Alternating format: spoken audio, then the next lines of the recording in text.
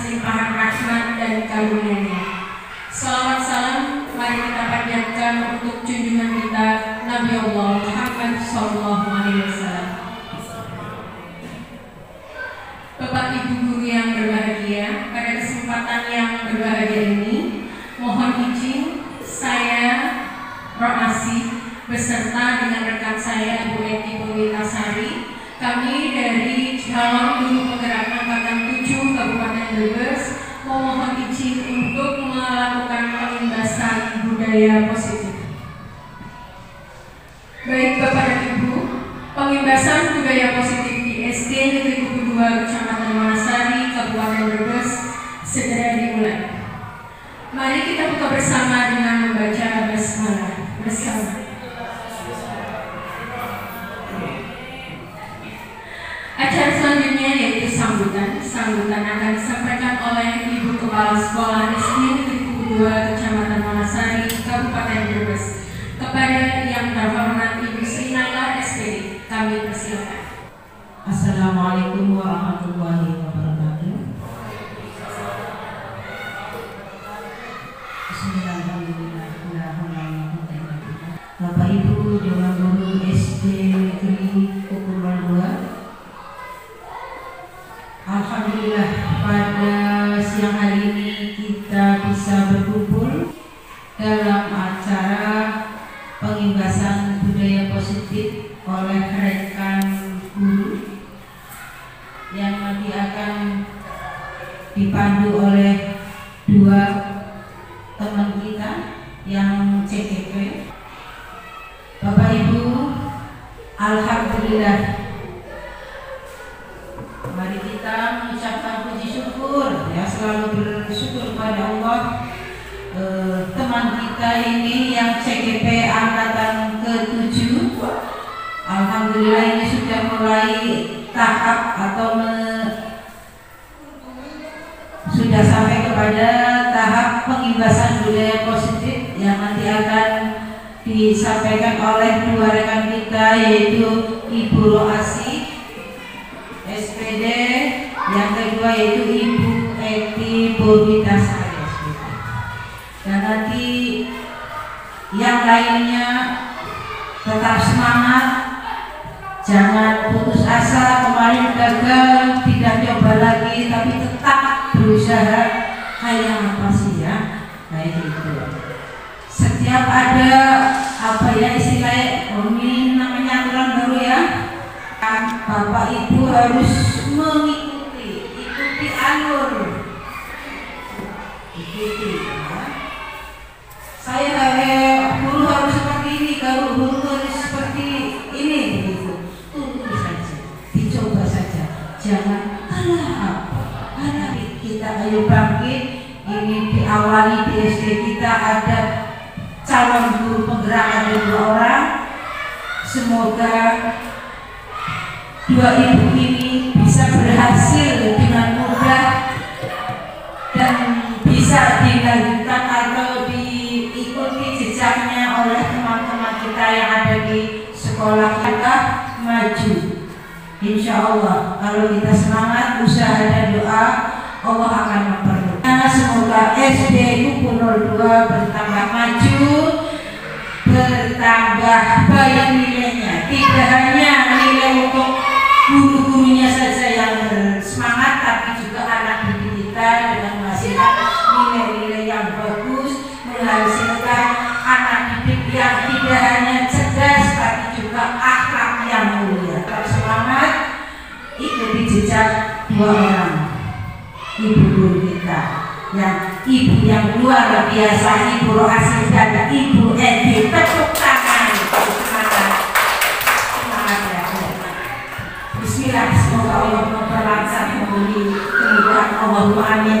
Itu saja kalimat dari saya selaku orang tua. Mohon maaf bila berlimpah hidayah. Wassalamualaikum warahmatullahi wabarakatuh. Terima kasih kepada Ibu Kepala Sekolah. Baik Bapak dan Ibu guru hebat, pada kesempatan yang berbahagia ini, pembahasan budaya positif di SD Negeri Kubu 2 Kecamatan Wanasari pada sesi pertama ini akan disampaikan oleh saya sendiri. Kemudian di sesi kedua akan hari. Baik, bismillahirrahmanirrahim. Bapak Ibu yang berbahagia, pembebasan dari positif ini dimulai dengan kesepakatan bersama untuk memulai kegiatan kita hari ini. Baik Bapak dan Ibu, saya perlu kesepakatan bersama. Ini sudah menunjukkan pukul 11:15 menit. Mari kita sepakati bersama Bapak Ibu, mau sampai pukul berapa? Oh, sampai selesai. Sampai jam berapa? Oke, jam 12 ya Bapak Ibu. Ya, pertama-tama saya sampaikan terima kasih atas waktu yang telah diberikan Ibu Kepala Sekolah. Saya juga berterima kasih kepada teman-teman semua sudah menyempatkan waktunya untuk berkumpul bersama kita di sini. Tadi pertama kita sudah menyepakati nih sampai pukul 12. Insya Allah materi sudah tersampaikan. Mudah-mudahan dapat bermanfaat untuk kita semua. Mohon kesepakatan bersama bagaimana kalau HP kita silent. Silakan boleh menerima telepon, monggo. Tapi mohon maaf kita biar sama-sama bisa menyimak. Mohon kebersamaannya, kesepakatan untuk men-silent. Setuju ya Bapak Ibu? Berikutnya, apabila ada hal yang ingin disampaikan atau hal berpendapat, monggo silakan raise hand. Bisa ya Bapak Ibu? Dan mari kita bersama untuk bisa saling menghargai pendapat, bisa saling mendengarkan, bisa bergantian berbicara. Setuju nih Bapak Ibu? Sepakat? Oke, bismillahirrahmanirrahim. Baik Bapak Ibu, sebagai pertanyaan pemantik, Bapak Ibu silakan jawab setuju ataukah tidak setuju. Apakah hukuman dapat mendisiplinkan siswa? Setuju ataukah tidak setuju Bapak Ibu? Setuju baik apa orang? Pilihannya ada dua Bapak Ibu, setuju atau tidak setuju. Oke, kebanyakan Bapak Ibu setuju ya.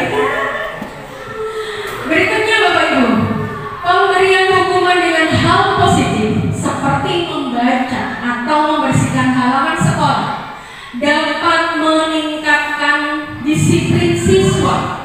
Setuju ataukah tidak setuju? Setuju. Setuju Pak Gunadi? Berikutnya, memberi penghargaan dapat meningkatkan motivasi belajar siswa. Setuju. Oke, kebanyakan Bapak dan Ibu di sini setuju. Baik, kita lihat Bapak Ibu. Setelah ini saya akan ajak Bapak Ibu untuk melakukan kegiatan kepalan tangan. Silakan Bapak Ibu berpasangan. Saya akan membagikan satu buah kertas kecil dan salah satu dari Ibu menuliskan satu hal yang berharga.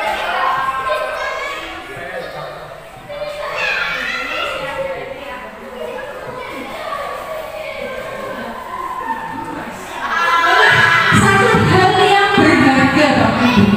Apa yang menurut Bapak Ibu berharga? Boleh ditulis. Apakah itu emas, intan, atau mungkin keluarga? Karena itu menurut Bapak Ibu berharga sekali. Boleh ditulis. Sudah ditulis Bapak Ibu.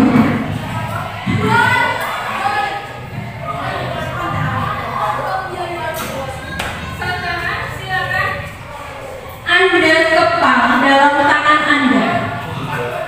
Bapak Ibu silakan dipegang. Oke. Ini adalah hal yang berharga bagi Bapak dan Ibu.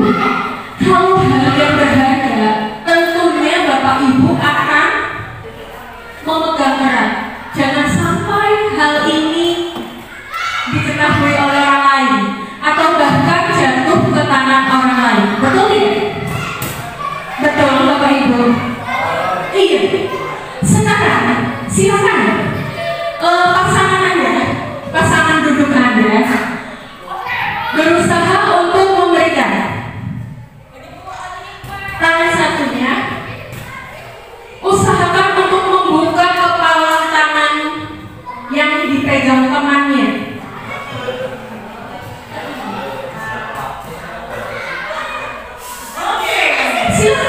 Sekuat tenaga Bapak Ibu untuk membuka kepala tangan Bapak Ibu.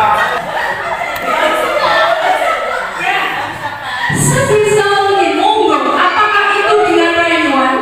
Apakah itu dengan pujukan? Ataukah dengan menipu? Bapak Ibu bisa membuka kepala tangan teman Anda.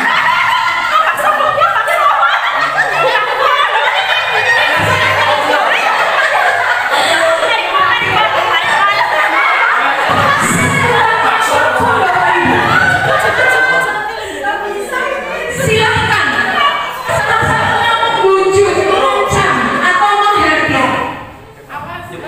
Kira-kira bisa tidak kepala itu akan dibuka? Kalau kita kan nggak sekuat tenaga nggak bisa, istilahnya biar milik kita nggak boleh diambil orang. Kalau kita berusaha sekuat tenaga biar diri kita nggak diambil orang, ya harus bisa. Iya, kami itu mengalami berusaha selalu bisa. Sekuat tenaga biar nggak diambil orang, ya bisa.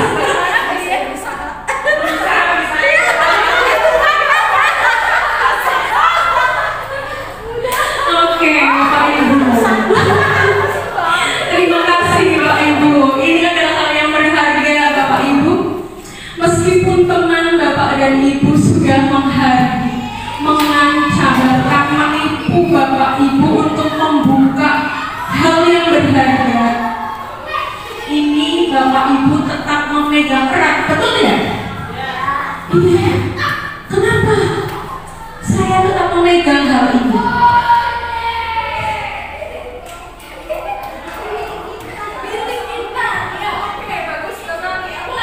Bapak Ibu ada yang berpendapat?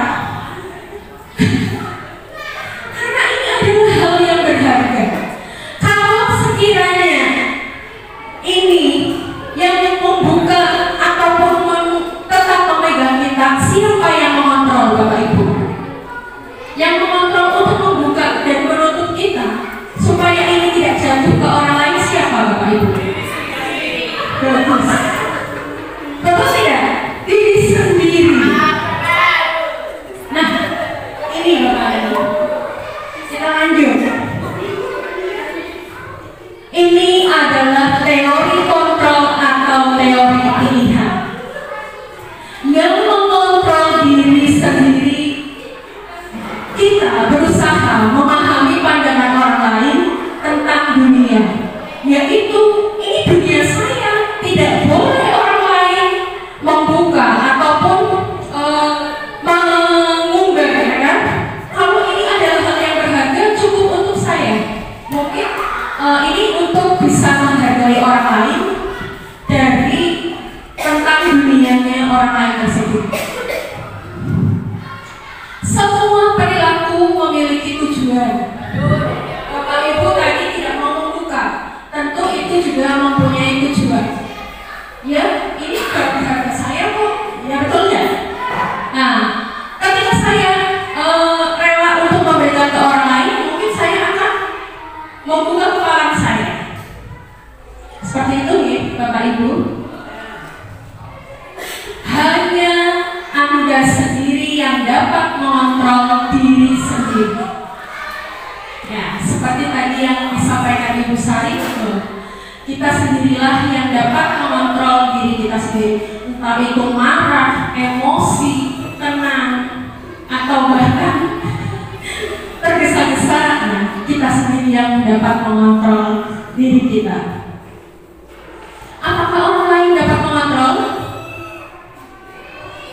Nah, kita tidak dapat mengontrol orang lain. Buka baju. Pergi ke sini, kan nggak bisa. Ya, kecuali memang yang menghendaki adalah diri kita sendiri. Ayo kita pergi. Ya Bapak Ibu, ini adalah teori kontrol.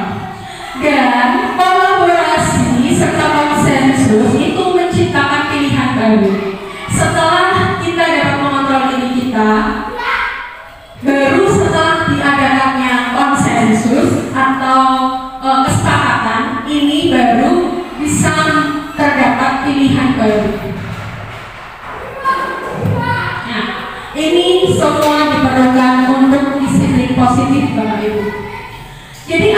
tidak bisa mengontrol orang lain, hanya diri sendiri yang dapat mengontrol diri kita.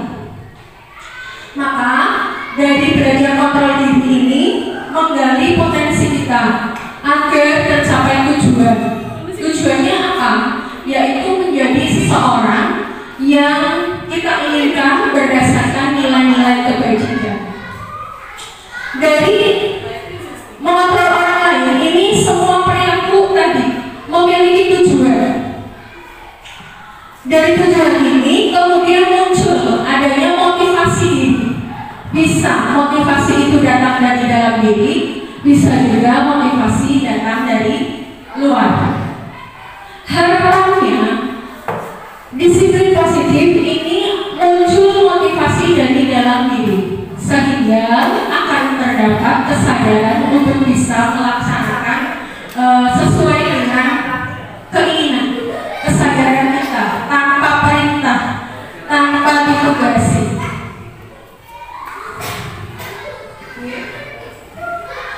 Teori motivasi ini adalah motivasi ekstrinsik.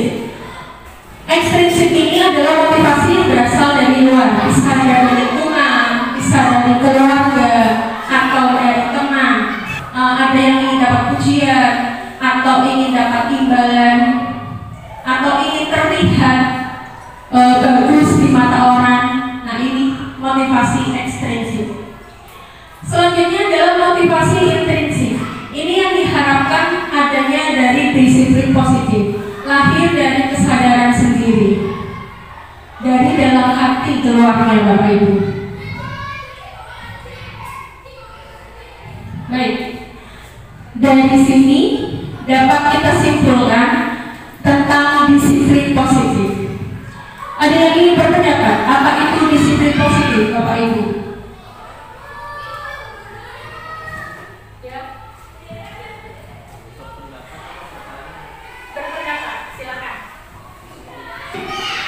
Disiplin ini ada hubungannya dengan nilai-nilai universal. Disiplin positif ini adalah proses pembelajaran Bapak Ibu. Jadi dari disiplin positif ini, setelah kita adakan kegiatan itu hasilnya tidak langsung terlihat. Bisa jadi kita memerlukan waktu yang lama sampai disiplin itu bisa terlihat oleh anak didik kita. Disiplin positif ini merupakan pendekatan mendidik anak untuk melakukan kontrol diri. Seperti tadi, kita sendiri yang mengontrol supaya dapat terjadi disiplin positif. Dan pembentukan kepercayaan diri menjadi seseorang yang mempunyai nilai-nilai yang dihargai. Nilai-nilai yang dihargai itu nilai-nilai yang berlaku dalam masyarakat. Disiplin ini berbeda sama sekali dengan hukuman.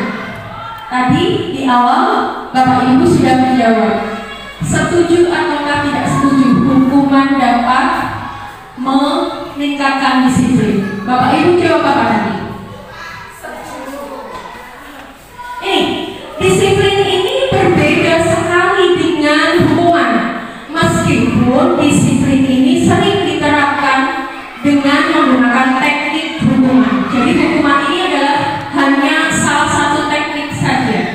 Nilai-nilai kebajikan ini adalah nilai-nilai yang bersifat positif pada manusia, memiliki tujuan mulia yang ingin dicapai dan bersifat universal.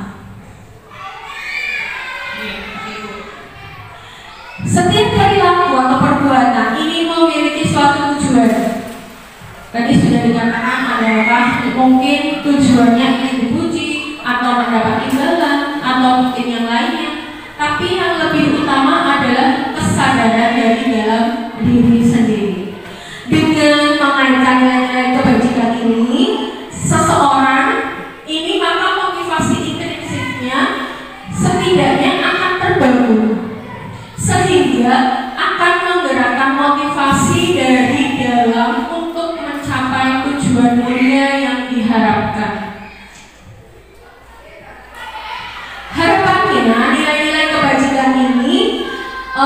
oleh setiap anak Indonesia ini dapat tercapai.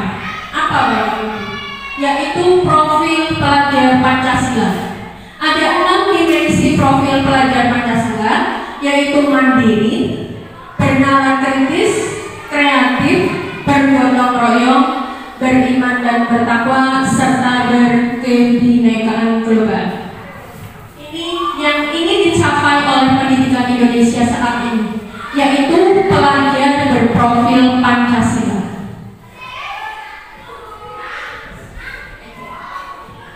Pertanyaan lagi Bapak Ibu, kita sekarang tadi disiplin positif ini ada erat hubungannya dengan hukuman atau konsekuensi. Bapak Ibu, mencatat 100 kali dalam buku kalimat saya tidak akan terlambat. Ketika ada anak didik kita yang terlambat, anak kita disuruh mencatat saya tidak akan terlambat. Pernah Bapak Ibu?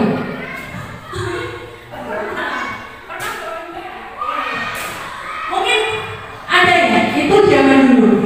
Kira-kira ini hukuman atau konsekuensi itu? Hukuman. Ya, jawaban yang bagus. Kemudian, murid diminta untuk push up 15 kali karena tidak menggunakan masker ke sekolah. Hukuman. Menggantikan kertas tugas teman yang telah dicoret-coret. Konsekuensi. Ya, oke, setuju. Membersihkan tumpahan air di meja tulis karena tersenggol saat belajar. Ya, Mbak Desi? Konsekuensi. Oke. Selanjutnya, murid disuruh untuk mengenakan sepatu seharian di sekolah karena tidak mengenakan sepatu hitam. Tadi Bapak dan Ibu sudah menjawab antara hukuman atau konsekuensi. Dapatkah Bapak dan Ibu membedakan keduanya? Gimana? Bisa membedakan Ibu Hani? Kalau hukuman itu kesalahan yang sebenarnya sudah diketahui sebelumnya, tetapi tetap dilakukan. Nah, kalau konsekuensi itu mungkin yang atas dasar ketidaksengajaan.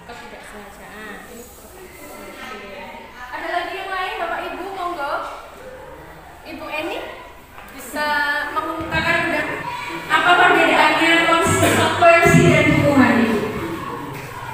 Kalau hukuman itu sesuatu yang harus diberikan kepada anak yang telah melakukan kesalahan. Konsekuensi itu sesuatu yang harus dikerjakan oleh anak setelah melakukan. Oke, silakan. Monggo, Pak Taksono. Ya.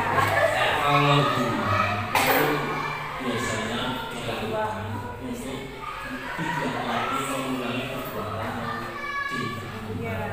Kalau konsekuensi perbuatan atau sesuatu yang dilakukan wujud tanggung jawab atas yang jatuh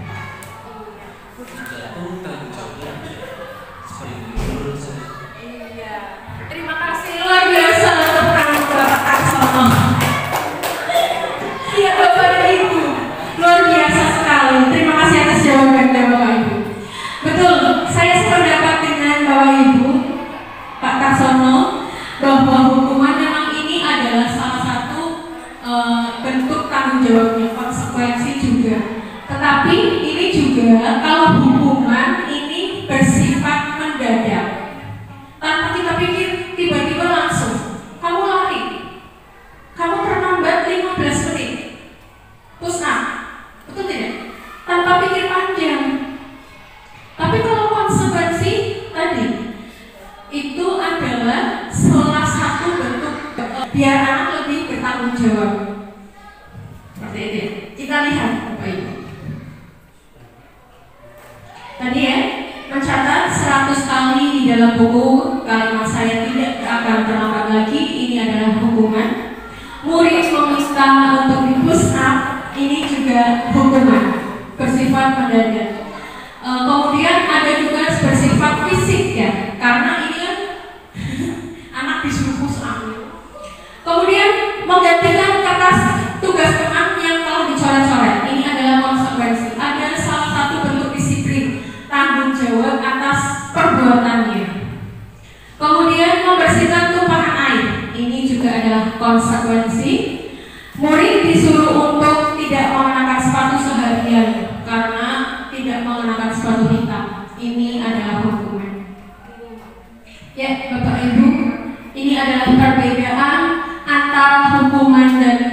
konsekuensi. Tepuk tangan sekali lagi untuk Bapak Ibu guru hebat yang telah memberikan jawaban sebagaimana tadi analisa Bapak dan Ibu. Hukuman adalah sesuatu yang menyakitkan, harus terjadi.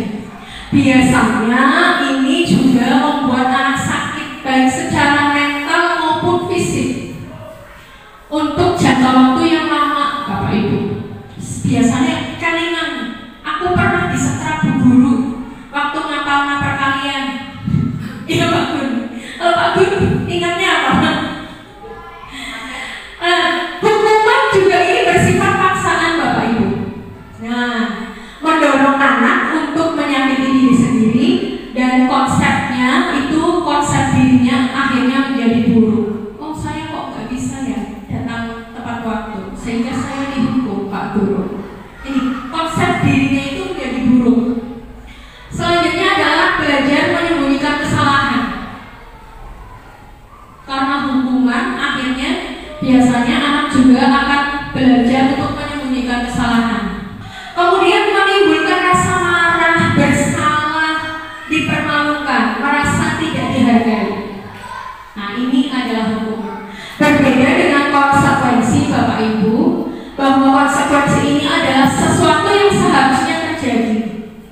Seperti tadi, ada anak yang menumpahkan air, seharusnya yang terjadi adalah tidak ditumpahkan. Tetapi ketika anak menyenggol, maka konsekuensinya harus membersihkan sebagai salah satu bentuk disiplin dan tanggung jawab anak tersebut. Anak menghargai disiplin, betul sekali. Memang seharusnya kita menanamkan kedisiplinan. Stimulus dan tanggapan. Kamu seharusnya kalau menumpahkan ini harus bagaimana? Kasih stimulus. Kemudian anak menganggap, oh ya saya harus membersihkan Bu. Ini ya Bapak Ibu, stimulus dan tanggapan. Kemudian mendorong anak agar mudah menyesuaikan diri. Artinya anak tidak merasa terbebani dengan kesalahan tersebut, tetapi bisa menyesuaikan diri supaya dapat belajar dari kesalahannya. Kemudian anak belajar untuk mematuhi peraturan dan kehilangan hak dibuat tidak nyaman, diasingkan untuk sementara. Ini salah satu alternatifnya. Bapak Ibu, coba lihat Bapak Ibu, ini mungkin keseharian kita memakai motor. Bapak Ibu kesini pakai helm? Enggak. Kenapa nggak pakai helm Bu Sari? Dekat. Iya Bapak Ibu. Kira-kira kenapa kita kalau berkendara harus memakai helm?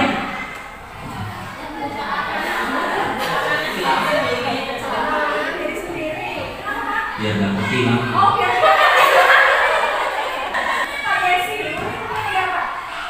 mematuhi tata tertib. Pak Gun lagi biar tidak ketilang. Bu Hani untuk keamanan diri. Oke. Bu Lia mungkin punya pendapat lain. Untuk keamanan, tata tertib. Oke. Luar biasa Bapak Ibu. Sekali lagi tepuk tangan yang meriah Bapak Ibu. Oke. Excellent Bapak Ibu. Ya, mengapa kita memiliki peraturan tentang penggunaan helm pada saat mengendarai kendaraan roda 2? Ini Bapak Ibu, ada nilai-nilai yang terkandung di dalamnya. Inilah yang disebut sebagai suatu keyakinan. Aku tuh yakin kalau pakai helm insya Allah selamat untuk menyelamatkan diri sendiri, seperti yang dikatakan Ibu Hani tadi. Ya, ada nilai-nilai yang terkandung di dalamnya, dan ini yang disebut sebagai suatu keyakinan, yaitu nilai-nilai kebajikan, dan ini bersifat prinsip. Biasanya meskipun kalau sudah punya keyakinan, ini prinsip Bapak Ibu, jauh ataupun dekat tetap memakai helm. Nah, prinsip-prinsip universal ini disepakati bersama secara universal, lepas dari latar belakang berbagai suku, agama, negara, bahasa, dan yang lainnya. Jadi karena ini prinsip, nggak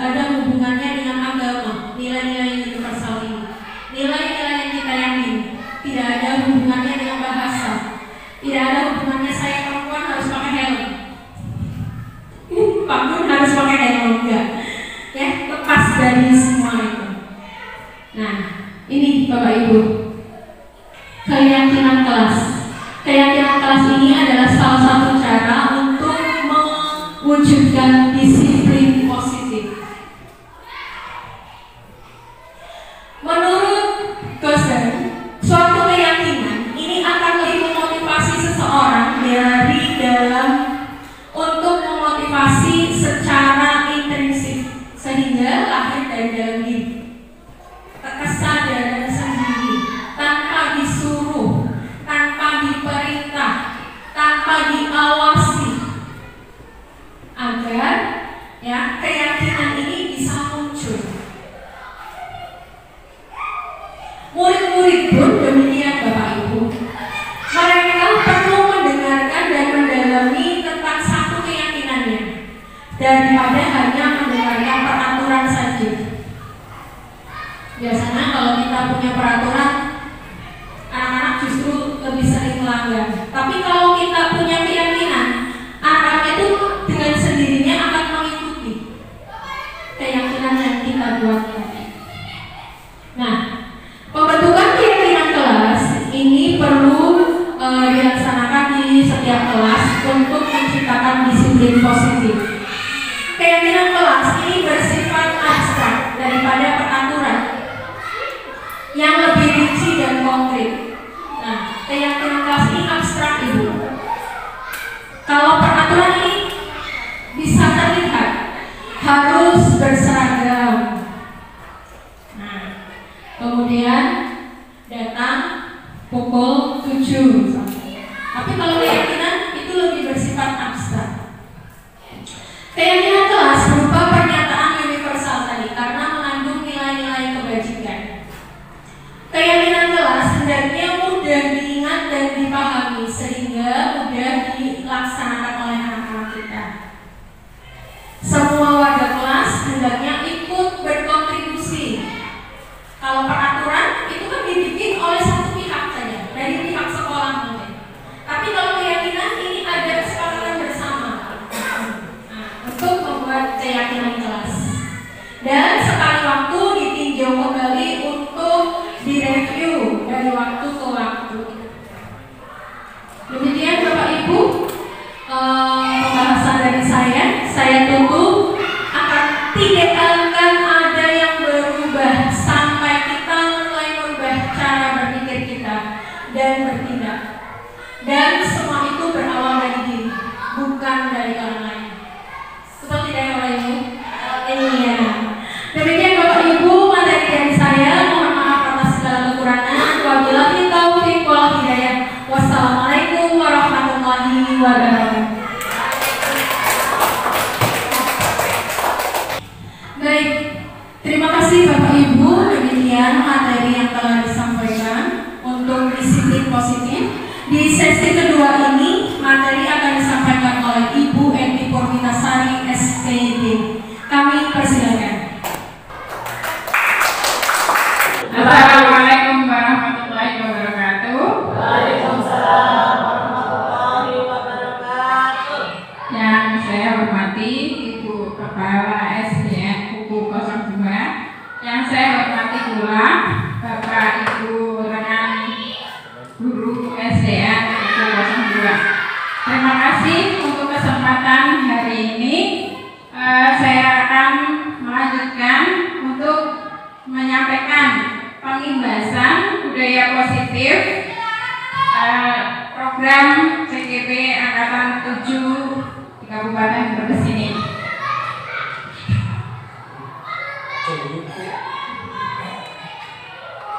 Tadi Ibu Ruasi sudah menyampaikan tentang disiplin positif, di antaranya dari Dr. William Diesel yang menyampaikan 5 kebutuhan dasar manusia. Ada pertanyaan tematik. Ibu Ambar, guru wali kelas 5 di SD Pelita, sedang bingung menghadapi salah satunya contohnya meminta bekal makan siang dengan paksa. Terus ada yang lapor ke panjenengan. Apa yang akan Anda lakukan dengan si doni tersebut? biasanya kan saya tanya dulu kenapa alasannya merebut, apakah di rumah dia tidak makan atau apakah dia tidak punya uang saku, kan seperti itu, atau memang dasar doninya yang suka mengganggu. Kan kita harus tahu dulu semuanya, baru kita bisa ambil tindakan untuk problem itu, seperti itu. Oke, terima kasih Mr. Tarsono.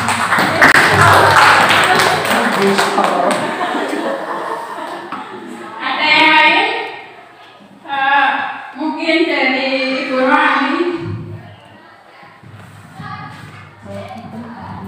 Terima kasih Bu Edi.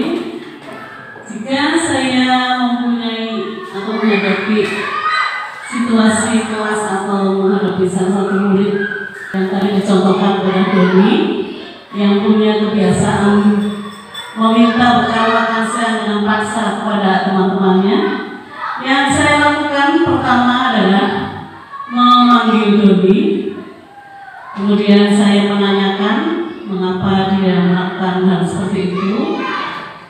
Seandainya memang betul-betul dia tidak punya uang untuk membawa bekal, maka akan saya berikan khusus untuk Doni setiap hari makan siangnya, sehingga tidak mengganggu temannya atau tidak meminta pada temannya. Jika sebetulnya jika dia sebetulnya membawa, kemudian dia iseng, itu hanya iseng, dia sering meminta bekal makan siang temannya, nanti akan saya nasihati bahwa perbuatan seperti itu adalah kurang baik dan tidak boleh dilakukan lagi. Kiranya itu Bu Edi, terima kasih. Ya, terima kasih Bu Rohani. Jawabannya yang sangat bagus sekali. Dan tadi yang disampaikan Pak Tarsono dan Bu Rohani itu sudah masuk di 5 kebutuhan dasar manusia. Berarti tadi Pak Tarsono tidak memberikan hukuman, tetapi menanyakan alasannya mengapa. Kemudian Bu Rohani juga sama-sama menanyakan alasan mengapa si Doni suka merebut bekal temannya. Kebutuhan dasar manusia itu ada 5 ya Bapak Ibu. Yang pertama, kebutuhan untuk bertahan hidup atau survival. Dari kasus si Doni tadi Pak Tarsono kan bertanya alasannya apa? Kenapa kamu merebut bekal temanmu?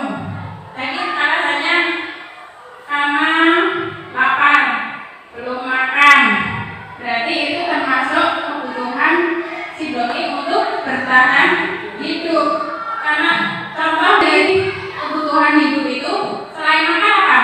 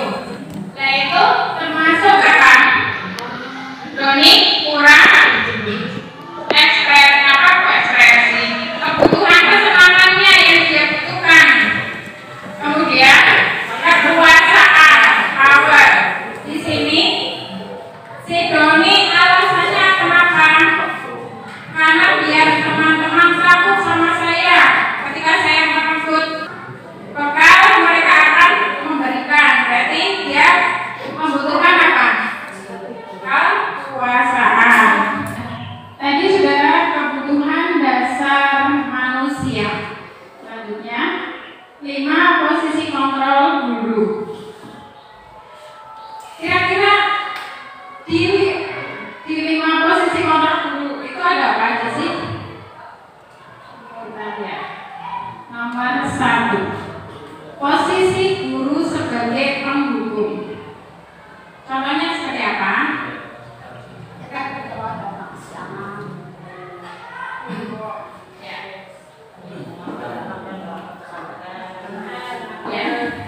Jadi contohnya, kalau posisi guru sebagai penghubung, ketika ada anak yang tidak mengerjakan PR, diberi hukuman.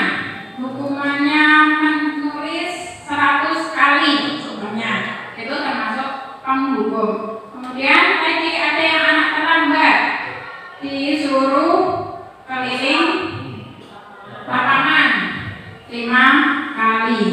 Itu menurutnya penghubung. Kenapa guru menggunakan posisi penghubung? Karena guru berpikir, oh kalau anak itu saya hukum, pasti dia akan nurut dengan saya dan tidak akan mengulangi lagi. Seperti itu Bapak Ibu. Ya. Saya lanjutkan. Merasa bersalah.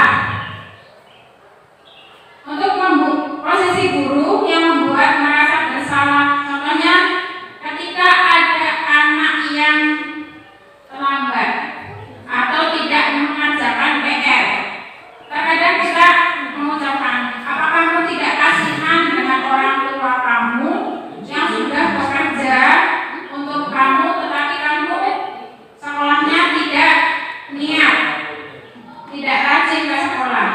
Itu akan membuat murid merasa bersalah. Kemudian posisi guru sebagai teman. Kalau guru sebagai teman itu memberikan efek positif dan negatif. Positifnya, si anak menjadi lebih dekat dengan kita. Sedangkan negatifnya itu apa? Iya, bisa menyepelekan guru. Alah, saya meremehkan Bapak Ibu guru ya. Saya tidak membuat PR, paling guru atau Pak Guru bilang nggak apa-apa. Yang penting kamu bisa, yang penting kamu tidak mengulanginya lagi. Kemudian sebagai pemantau, bagaimana kita sebagai pemantau? Apakah kita seperti ini? Enggak kan? Tidak seperti itu Bapak Ibu guru. Pemantau di sini, contohnya ada anak yang terlambat. Oh, kamu sudah 3 kali terlambat terus. Kamu sudah berulang kali tidak mengerjakan PR dari ibu guru. Nah itu kita sebagai pemantau lebih ke catatan. Kita kan sering menghafalkan si A terlambat 5 kali mengamati ya. Terus minta tanggung jawab dari si anak tersebut. Karena kamu terlambat, konsekuensinya kamu harus jangan nanti kalau ya menyapu kelas harus istirahat seperti itu. Jadi untuk memantau identiknya guru sudah menghitung. Kemudian yang kelima, guru sebagai manajer. Di sini kalau manajer ketika ada anak yang terlambat tidak langsung menyuruh anak lari atau mencatat atau memaafkan, tapi ketika kita posisinya sebagai manajer, kita bertanya alasannya apa sih? Kita pengen tahu latar belakang si anak kenapa suka terlambat. Next. Nah, ini ada 5 posisi kontrol. Ini ada identitas gagal, itu termasuk menghindari hukuman. Itu guru sebagai penghukum dan membuat rasa bersalah. Kalau identitas berhasil, kontrol dari luar, itu guru sebagai teman atau pemantau. Sedangkan identitas berhasil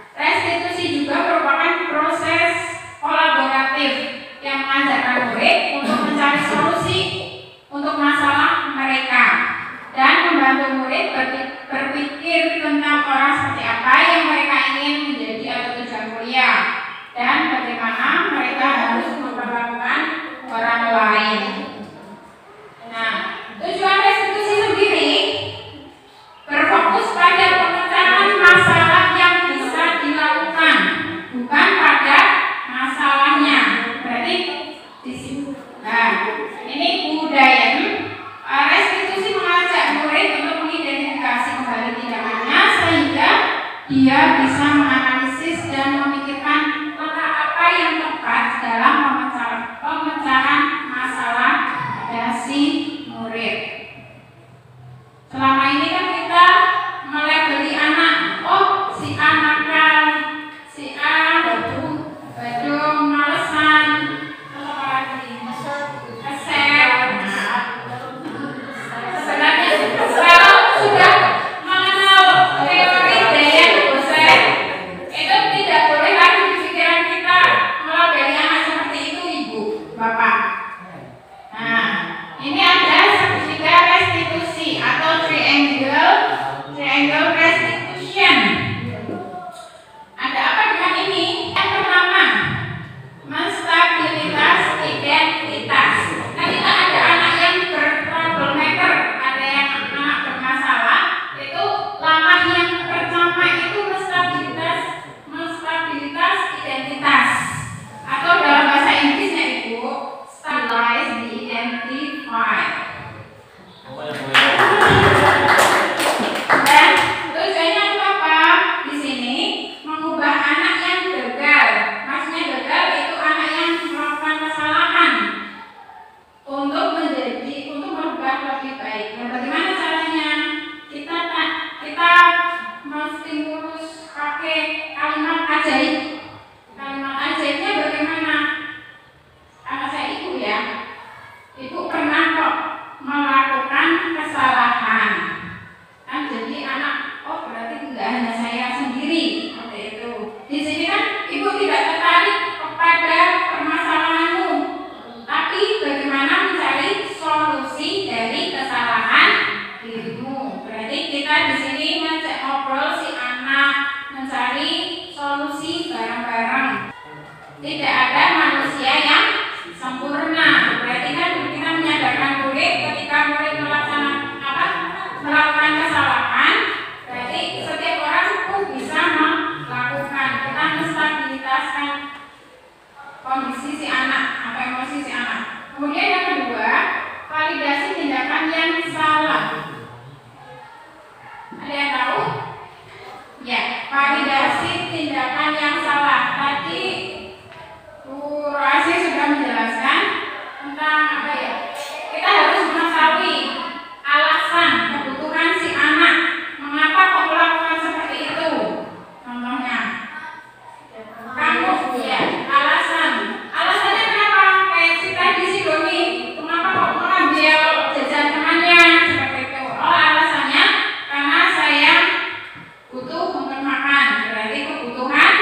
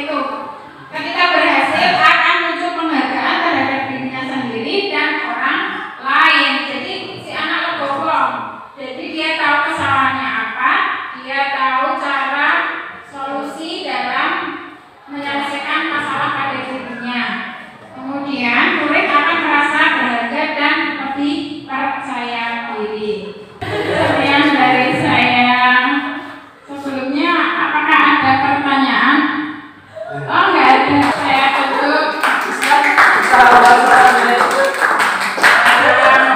warahmatullahi wabarakatuh. Mohon maaf kalau tadi saya menyampaikan ada salah kata. Saya tutup untuk pembahasan budaya positif calon guru penggerak angkatan 7 Brebes ditutup dengan bacaan hamdalah. Alhamdulillahirabbil alamin.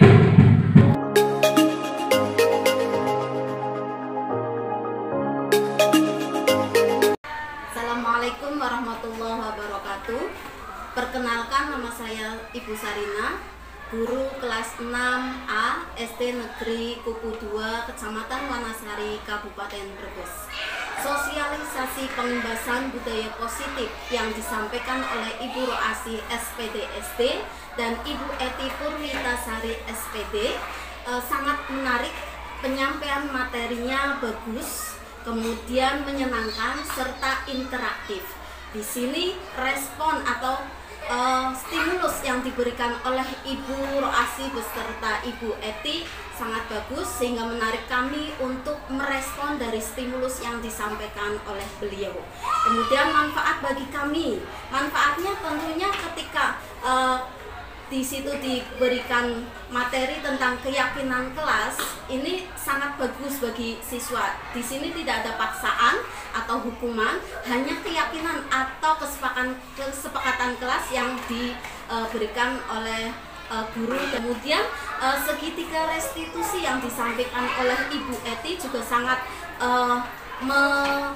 menyenangkan. Istilahnya ketika terjadi masalah di sini bukan hanya langsung pengambilan keputusan, tapi di sini menstabilitaskan atau menstabilkan identitas dulu, kemudian setelah itu baru memvalidasi masalah atau tindakan yang akan nanti kita lakukan terhadap masalah tersebut. Kemudian setelah itu baru keyakinan atau kesepakatan bagaimana untuk menyelesaikan masalah. Harapan kami semoga dapat diterapkan oleh masing-masing guru di kelas masing-masing. Kemudian keaktifan siswa itu diterapkan juga proaktif. Kemudian ketika istilahnya dalam masalah tidak mengambil tindakan langsung, tapi anak dan guru duduk bersama untuk menyelesaikan masalah tersebut. Kemudian semoga terwujud profil pelajar Pancasila yang kita harapkan bersama. Terima kasih. Wassalamualaikum warahmatullahi wabarakatuh. Assalamualaikum warahmatullahi wabarakatuh. Perkenalkan, nama saya Daudin, guru kelas 3B SD Negeri Kupu 2, teman sejawat dari Ibu Roasi dan Ibu Eti.